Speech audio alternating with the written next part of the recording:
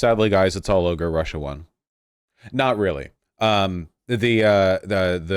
Russian invasion of Ukraine has, they've been in a kind of like interminable stalemate, but it seems increasingly likely with time that Ukraine's going to have trouble reclaiming its territory. Oh no, three villages. It's indicative of a broader pattern. The line hasn't moved in a while, and there have been a few retreats. We're gonna get like a 20-year, they're gonna set up a goddamn DMZ, is what I'm saying. Jesus Christ. We're gonna see improvements soon. Well, we'll see, I guess. But yeah, the line really has not moved in a while. The best Ukraine can do is trench warfare until the Russian line collapses, like Germany in World War One right now. It's pretty difficult because like Russia is just a generally difficult country to contend with because they have an ungodly amount of leftover munitions from when they were a superpower. They have a ton of just they have a fuck ton of people to throw at it. Also, the average person in Russia lives a really shitty life. Like, seriously, quality of life in Russia is not particularly good, right? Incredibly high rates of stuff like alcoholism, domestic abuse, suicide. So you have a population where if you want to say like, okay, like actually we're just going to stall the economy indefinitely, none of you can leave Russia, and we're going to kill your sons. I was hoping Russia would have gotten starved out by the sanctions. Well, they still have oil. They have enough local resource extraction that they can get by off of that. Look, a lot of the expense that the US government incurs by running is stuff like social services, welfare, and the military expenses have a lot to do with the high like standard of quality and development, right? But if you're willing to just throw a bunch of conscripts, throw a bunch of old equipment, maybe it works, maybe it doesn't, who cares? And your average citizen lives a shitty life anyway, you can keep war going for a while. In a lot of ways, like the Russian attitude towards war is almost like medieval, where you can have wars last literal actual centuries, where the war is just this like permanent front that occasionally shifts, and you just like every once in a while you like oorah a bunch of drafted peasants from the different fiefdoms and send them out there, and sort of nothing really changes, but it keeps going on forever and ever. Well, yes, Aru, but you understand my point. Yeah, wars never end anymore because of wokeness, is what I'm saying, basically. I mean, we'll see if anything changes in the long run. Just, whew, I don't know. I don't know if Ukraine's getting this territory back. It'd be nice if it did. It's very depressing. Yeah. Somebody in chat earlier said 30% of Russians don't have toilets. Is that true? Per Russian State Statistics Services, 22.6% of Russians don't have access to indoor plumbing. In rural Russia, almost 2/3 don't have access to indoor toilets. 50% of them use outhouses. A lot of Russia is rural Russia. God damn, it's such a shithole country, like unironically. Jesus Christ. In Russia, they only have 3 walls. True. Yeah, it's where they have to break the ice in the latrine before they shit. Yeah, well, the people in the Netherlands find a way to have running water and toilets. I'm pretty sure that Russia, could manage it if they had the money to, which they don't. The average life in Russia ain't that bad. There's nice things to do and enjoy here. Nice try, Putin, trying to sneak. Yeah, I know you're trying to vamp up the goddamn Russian tourist the industry. I know what you guys are about. I saw those commercials where you guys were like, yeah, if you live in America, you'll be forced to kneel to the black man. Stay in America, or stay in Russia where there are no black men, or whatever security agreement. Zelensky announces that Ukraine is working on a security agreement with the US that will fix levels of support for the next 10 years. Oh, nice. That's good. The $61 billion was just the beginning. The next 2 US presidents won't be able to switch it off. Good. Working on a bilateral security agreement. We're already working on a specific text. Goal is to make this agreement the strongest of all. That'd be pretty great. That would secure like Ukraine's continued existence, probably, I imagine. 10 years of armed support, financial, political, joint arms production. Well, what the Ukrainians need, Bolshevik Y2K, is consistency, right? It must be terrifying and very difficult making long-term strategic decisions about troop allocation and who, like, what to give to who or whatever, when you have no idea if the United States is going to actually do the thing that it promised to do and give you more big rocks. Analysis from a former Ukrainian officer. Man, I gotta say, there is nothing on Earth that I find less credible than an image that looks like this. Nothing on Earth, man. You've got the, like, spooky owl. You've got the, like, MS Paint. Look, I believe him. Ukraine's top commander said on Sunday Kyiv's outnumbered troops had fallen back to new positions west of 3 villages on the Eastern Front, where Russia has concentrated significant forces in several locations. Not surprising. The statement by Colonel General Alexander Syrskyi reflected Ukraine's deteriorating position in the east that Kyiv hopes can stabilize once it takes delivery of U.S. weapons under a $61 billion aid package approved this week. His statement did not mention the status of Novobakhmutivka, another village near Berdiki. Russia's defense ministry said its forces are captured, slowly advancing. Yeah, I wonder. Do you think Funny Ukraine will turn out like the Mujahideen, where they turn on us? It is funny seeing lefties on Twitter unironically make that argument. Like, yeah, like there's like, that's exactly the same. Giving weapons to a highly militarized Islamic insurgency group who openly talk about like reclaiming the land, you know, in like an Islamist way, right? Versus just like giving it to a government. like definitely the same things. I think they mean Azov specifically. Has Azov been relevant in like years? Didn't they get slaughtered at, what was it? Was it Bulka? Was it Mariupol? Where did they get where did they get fucking murked? Like Azov was just one battalion that they were a regional fighting force of hardcore Nazi ultranationalist Ukrainian Banderite types who wanted to fight against Russia because they didn't like Russia and Russian communism, blah, blah. And the reason the Ukrainian government folded them in is because they had such like severe troop shortages and they wanted to take advantage of the veterancy and the militancy and what have you. I'm pretty sure they've been like murked now, you know, like I'm sure there are some Azov guys now, but like a lot of people have died in this war. It's a real ass war and it's been going on for years now.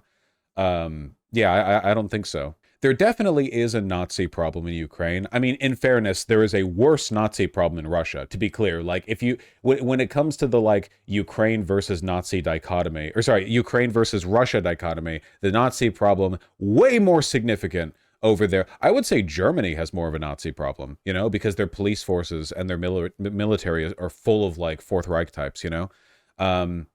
But in Ukraine specifically, they definitely do have that issue. But yeah, like so do a lot of countries. It's unfortunate. I don't think that means that they should get wiped out by Russia. The first time that Ukraine gets like a real deployment of modern fighter jets, it's going to be like, if they're trained properly, if their pilots are trained properly, it's going to be like falcons diving in on mice, you know? Like, Jesus H. Christ. Insane. No, it's Ukraine. Okay, Joe, Emily, a bunch of people are saying it's a bunch of different things. To be honest, I don't really care. You know, it's more the technology on display than it is like who in particular. F-16, not 15, yeah. Would you ever fly a plane if you would? Sounds like fun flying. Nope, that absolutely not. Nope. The ghost of Kyiv will become real. I wonder if there's any timeline where like Ukraine wins the war because they get one F-16 and an American pilot, like an ace, who's pretending to be Ukrainian so that it doesn't seem like America's involved in the war. Like they train him to speak Ukraine, like get him like a shitty accent or whatever. He's like, they give him like a backstory and stuff. Like, yeah, this definitely isn't an American ace pilot who's been working with this craft for ages, you know? And then he just clears like entire lines of airspace, you know, with insanely modern shit. This is what Ukrainians are using to attack gasoline refineries. Huh. Not a bad idea. Yeah, look, Aeropract A-22 Foxbat converted to one-way attack drone armed with what appears to be a Fab 100 bomb. I mean, it makes sense, right? Like you have like if you're tight on munitions and you just want to blow up a gasoline refinery, why use big plane when little plane do good? You know, why use new plane when old plane do good? Just strap a bomb to it and give it a slap on the ass and send it off in the right direction. Why is it upside down? Well, that's the nice thing about old engineering, you know, much more reliable. The planes in these days could take off from upside down. Those are World War II welded bombs. Yep, one-way drone, you know. Hell yes. Fucking go for it, man. Reminds of the Yak 2, which literally doesn't have a stall speed. Real planes should be able to basically hover in place like a hummingbird, you know? I think that anything, if a plane can't do that, I think it's because of wokeness, personally. Wait until attack them, start taking out the Kerch Bridge. Oh, the Kerch Bridge, you know, that's never been hit before. Zelensky is doing Just Stop Oil and actually stopping the oil. Yeah, no, it's been pretty effective in terms of fighting climate change. I turned an ant to my thingy. Yes, we did, Frost Throne. Also, please stop linking stuff when we're doing a segment. Like, do you think I'm going to interrupt the segment that I'm already talking about to start, like, come on. Like, I get easily distracted. You guys really don't help with that. God damn, they even hit a new one just yesterday. Why can I not read more? Oh, Bloomberg, that's right. From the Kyiv Independent, SBU hit oil refineries military airfield in Russia's Krasnodar region. Nice. This is how you get them, you know? Because Russia right now, because they are sanctioned all up the ass, is completely dependent on local oil extraction, or yeah, natural gas extraction, fossil fuel extraction and refinement and export. So, I mean, if you really want to hit them where it hurts, just strap a bunch of 100-pound bombs to World War I biplanes and send them over the border, on a one-way trip to their final destination. They also struck the Kushkyovskaya military air base, where dozens of military aircraft, radars, and electronic warfare devices station. Nice. How long do we think Ukraine can realistically hold on? Well, apparently we're getting like an ongoing arms deal with them, so that will be good for them. Also, I don't think Russia is capable of making much real headway. I just think that Russia is going to make it very difficult to pry back the territory they've got. I don't think the front's going to move very much. It really is a forever war. This was one of the most likely outcomes of the war when it began. This was like one of the big things people anticipated, thought might happen, and, we're seeing it play out. I would be very, very, very surprised at this point if Ukraine is able to get back the Donbass and certainly Crimea. Crimea would be insane, but Russian casualties continue to grow, nearly 500,000 now. UK estimates Russian war casualties at 450,000. God damn. Plus tens of thousands deserting. Oh, Russia and their high body counts, right? That's a lot. Yeah. Russia can just run their military pretty cheap. The West has ensured a forever war. I don't necessarily know if that's true. I don't think giving Ukraine a whole bunch of our really shiny weapons would necessarily allow them to win this one quickly.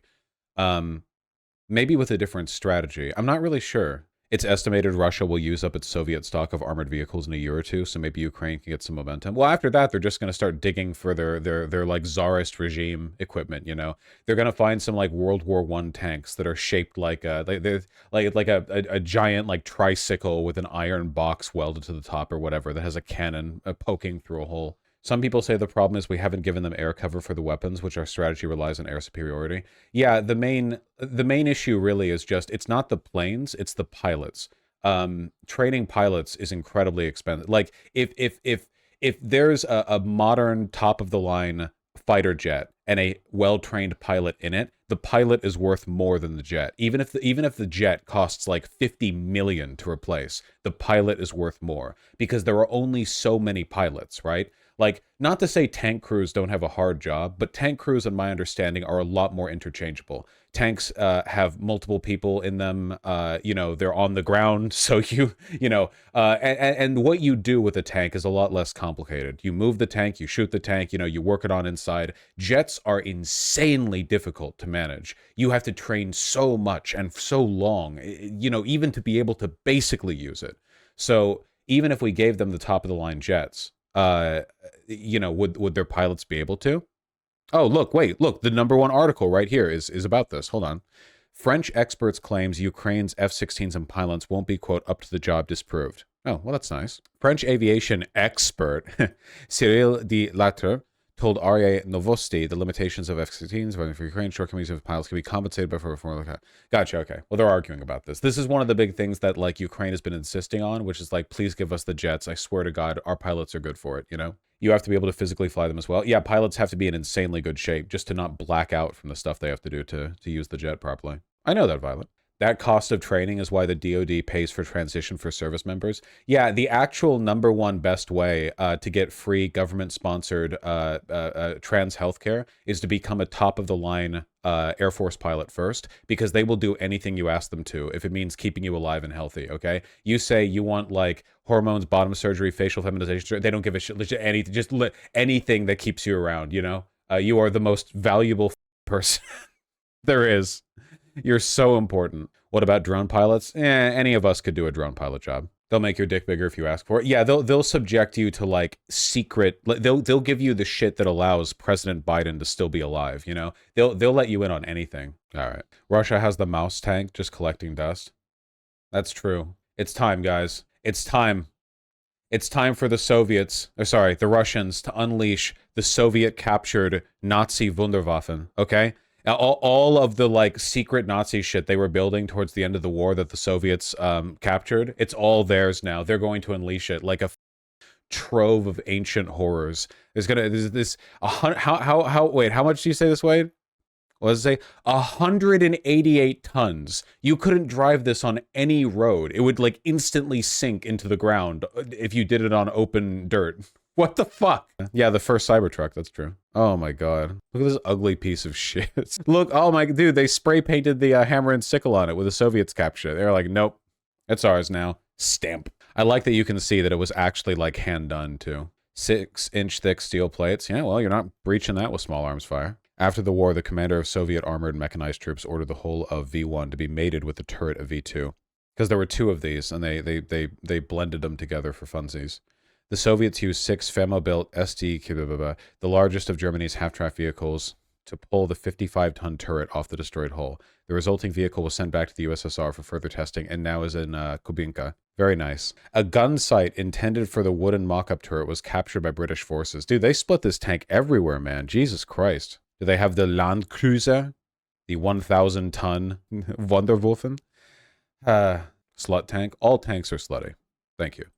Here's a pic of the Rata. I don't know if this is necessarily a picture, you know. Here's a photograph of it. Here's a real-life photograph of it. Very nice. By the way, I've been taking chat's advice. All I've done so far is I shower my beard and hair every other day, and I use conditioner the day that I do shampoo it. And so far, like, it's actually behaving a lot better. So thank you, guys. I still need a haircut really bad, but I haven't, like, put any product in my hair. And it's still, like, it's still being fine to me, you know? It's not like being a dick right now. Are you using leave-in conditioner too? I have some sea salt spray, but shut up, Kanye. Do you use beard softener? No. Your optimism doesn't portray the actual ground situation in Ukraine. Darth Nihilus, that link is purple because I've already clicked it, because you've already linked it. Also, what optimism are you referring to? This entire segment is about how Ukraine is losing ground and isn't going to be able to recapture more territory unless something changes. What do you mean? What optimism are you referring to? What is this? The new voice of Ukraine? Why is it linking me a YouTube video from a guy making this face at me?